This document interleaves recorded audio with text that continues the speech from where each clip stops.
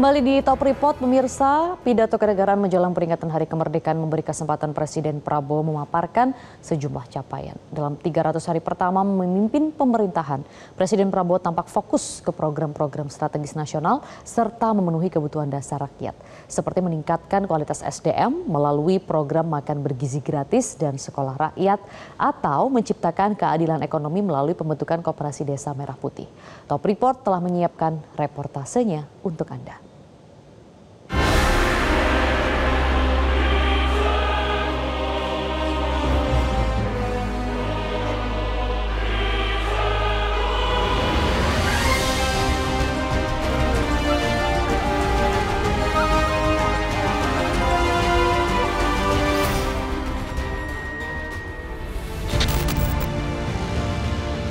Jumat 15 Agustus 2025 terpilih menjadi waktu pelaksanaan sebuah tradisi kebangsaan, yaitu pidato kenegaraan Presiden menjelang peringatan Hari Kemerdekaan. Sidang MPR pagi ini menjadi momen perdana Presiden Prabowo Subianto menyampaikan pidato kenegaraan tahunan sejak dilantik pada Oktober tahun lalu.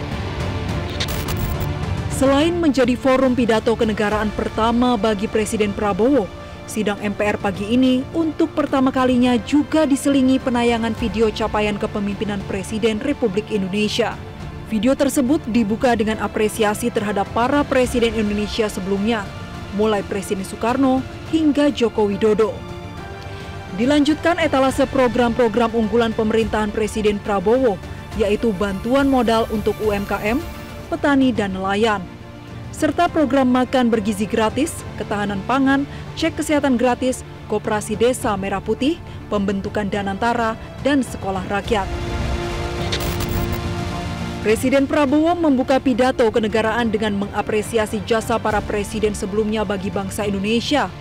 Menurut Presiden Prabowo, seluruh presiden terdahulu telah berupaya mewujudkan Indonesia lebih dekat dengan cita-cita kemerdekaan. Presiden Prabowo juga menyatakan, Indonesia dapat berkembang sebagai negara karena menganut demokrasi yang khas, yaitu demokrasi yang sejuk dan mempersatukan. Kita berhasil karena kita menganut demokrasi yang khas Indonesia.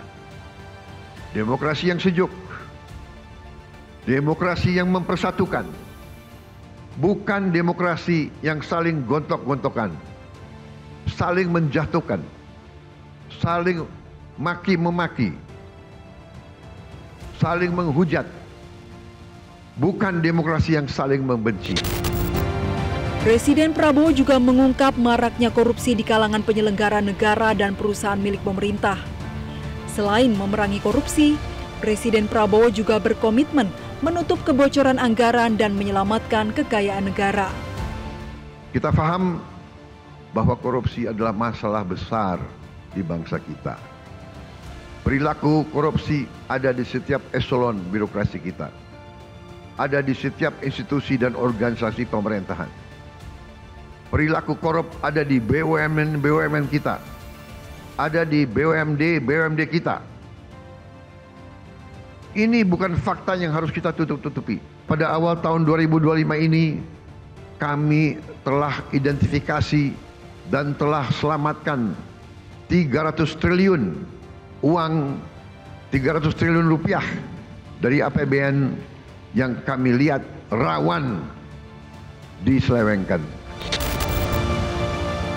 Pidato kenegaraan Presiden Prabowo juga menyinggung kisah sukses program makan bergizi gratis.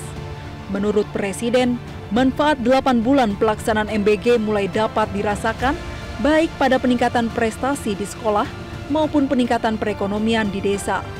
Dalam 7 bulan kita berhasil mencapai apa yang negara-negara lain butuh belasan tahun. Saya telah jumpa dengan Presiden Brazil dan mantan Presiden Brazil. Brazil butuh 11 tahun untuk mencapai 40 juta makan bergizi gratis setiap hari. Makan bergizi gratis bukan semata program sosial, melainkan fondasi untuk menciptakan generasi yang sehat, cerdas, dan produktif. PBB mengatakan bahwa MBG adalah investasi terbaik yang bisa dilakukan oleh sebuah bangsa. Presiden Prabowo juga kembali menyinggung serakah nomik.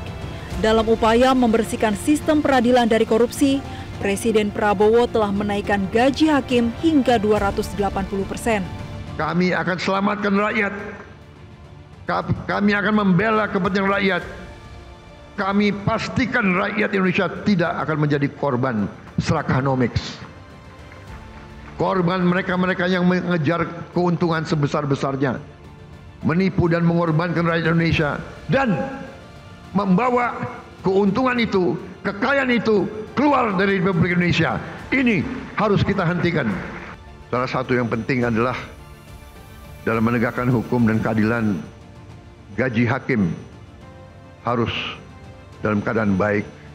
Kami telah naikkan untuk beberapa hakim sampai dengan 280% peningkatannya. Presiden juga menjelaskan pembentukan 6 komando teritorial baru dan puluhan satuan TNI baru kepada para wakil rakyat.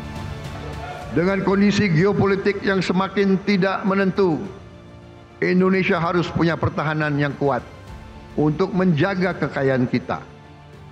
Untuk itu tahun ini kita bentuk 6 komando daerah militer baru, 14 komando daerah angkatan laut, 3 komando daerah angkatan udara, 1 komando operasi udara, 6 grup komando pasukan khusus, 20 brigade teritorial pembangunan, 1 brigade infanteri marinir, 1 resimen korps pasukan gerak cepat, 100 batalion teritorial pembangunan, 5 batalion infanteri marinir dan 5 batalion komando korps pasukan gerak cepat. Sidang tahunan merupakan tradisi baru yang dilaksanakan di Indonesia sejak 2015. Sejarah pidato kenegaraan Presiden untuk memperingati Hari Ulang Tahun Kemerdekaan Indonesia ini dimulai sejak era Orde Lama. Awalnya, Presiden setiap 17 Agustus berpidato dalam suatu rapat raksasa.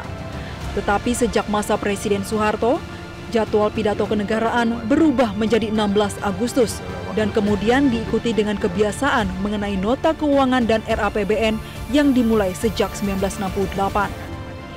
Payung hukum pidato Presiden adalah Pasal 1 Ayat 2 Undang-Undang Dasar 1945 yang menegaskan bahwa kedaulatan berada di tangan rakyat dan dilaksanakan menurut Undang-Undang Dasar.